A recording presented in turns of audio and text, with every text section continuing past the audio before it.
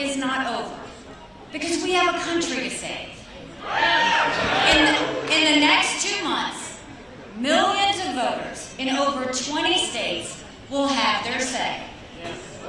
We should honor them and allow them to vote. You know, again, Haley's path to the nomination is very narrow and very difficult. But if the media give her some oxygen, she could become a thorn in the side to Donald Trump. And here in New Hampshire, you saw a lot of upscale, well-educated, well-off Republican voters trending toward Nikki Haley. And I think that included some of those independents as well. I could see some of them, you know, moderate Republicans, independent voters who maybe lean a little Republican, becoming swing voters in the general election, who might look at both Donald Trump and Joe Biden and say, ugh, I don't like either of these choices.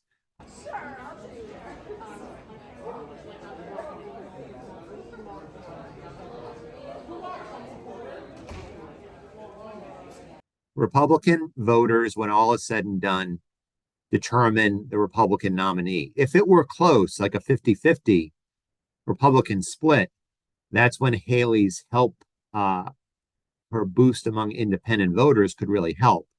But right now, all independent voters are doing for Haley is narrowing the deficit that exists because Trump is much more popular among Republicans than she is. Now, it isn't as if there aren't independents elsewhere. There are open primaries elsewhere. All that's true. But until she figures out a way to change the equation and attract more mainstream Republicans, it'd be very difficult to catch up. New Hampshire was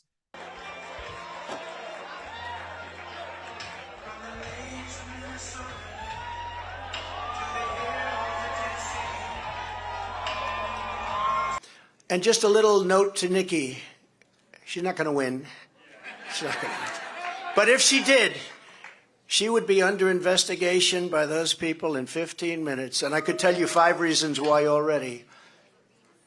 That's, you know, if anyone has the momentum right now, it's Trump, not Haley. Here's the second thing, peer pressure. From within the Republican Party, we're starting to see Republican politicians, U.S. senators, and so forth, announcing, this is over. I'm endorsing Trump. Let's wind this up. That's not going to stop anytime soon. So there's going to be this steady drumbeat of Republicans saying, Republican elites saying, hey, this is over. It's time to stop. And at some point, Haley's going to have to ask herself, do I have a political future in the Republican Party? And if I do, maybe I should stop now and look forward to running for something else or even running in 2028. I do wonder, though, if after the first 2 contests, maybe she's come to the conclusion that she does not have a future with the Republican Party under Donald Trump. That remains to be seen, but it's a narrow path for Haley, and there's a lot of risk to her future if she persists in the present. Nikki Haley drop out. Well, I'll leave that up to her, but Trump is in a commanding position in South Carolina. I think for all practical purposes, the primary is over.